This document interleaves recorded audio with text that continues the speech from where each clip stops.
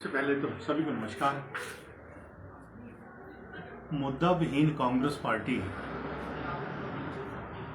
देश के गृह मंत्री श्री अमित शाह जी द्वारा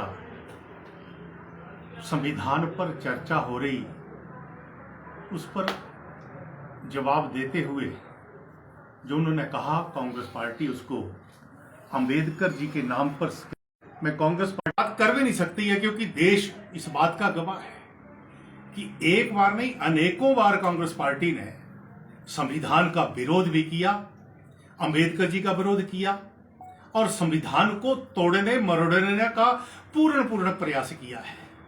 उदाहरण तौर पर जिस प्रकार पार्लियामेंट में हमारे नेताओं ने कहा कि पहली सरकार चुनी हुई नहीं थी, पहला चुनाव 1952 में हुआ, परंतु कांग्रेस पार्टी ने जब लगा कि एक ही परिवार को सत्ता में रखना है, एक ही परिवार के लिए काम करना है, तो पहले चुनाव से पहले ही संविधान पर हथौड़ा चलाने का काम किया था। अनुच्छेद 25 द्वारा धर्मांतरण को वैध बना दिया गया। हालांकि हिंदू बहुल ये देश था, वहां पर भी धर्मांतरण को वैध बनाया गया। अनुच्छेद 28 द्वारा हिंदुओं की धार्मिक शिक्षा छीन ली गई। अनुच्छेद 30 द्वारा मुस्लिम व ईसाई की धार्मिक शिक्षा की कानून द्वारा लाकर हिंदू परिवारों को नष्ट करने का प्रयास कांग्रेस पार्टी ने किया है।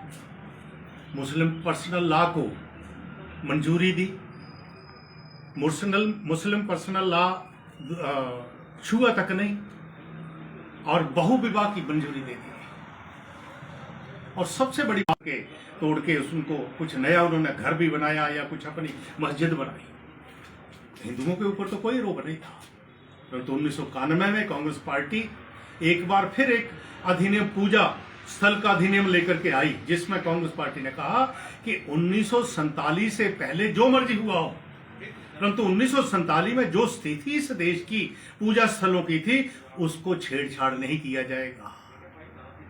इस देश में हिंदुओं के प्रति कांग्रेस की नफरत, दलितों के प्रति कांग्रेस की नफरत, संविधान निर्माता डॉक्टर भीमराव अंबेडकर के प्रति नफरत जग जाहिर है। आज कांग्रेस पार्टी जो मुद्दा विहीन हो चुकी है, जिसके पास कोई जवाब तक नहीं है, वो अमित शाह जी को, जो इस देश के गृह मंत्री हैं, उनको लेकर के प्रयास कर रही है कि एक बार फिर कांग्रेस आगे बढ़ सके। जैसे अमित शाह जी ने कहा है कि आपको 15 साल और विपक्ष में बैठना पड़ेगा, कांग्रेस पार्टी को विपक्ष में बैठना पड़ेगा। अब जब कांग्रेस इस देश के जनता के प्रति अच्छी भावना रखेगी, अच्छी सोच रखेगी, तब जाकर के इस देश के लोग कांग्रेस के साथ दोबारा खड़ा होने का प्रयास करेंगे। मैं अंत में ये कहना चाहता हूं कि औरंगजेब, बाबर और गजनी ने हिंदुओं को नष्ट करने के लिए तो तलवार का सहारा लिया था, परंतु कांग्रेस पार्टी ने हिंदुओं को नष्ट करने के लिए, इस देश के संविधान को नष्ट करने के लिए संविधान के अधिनियमों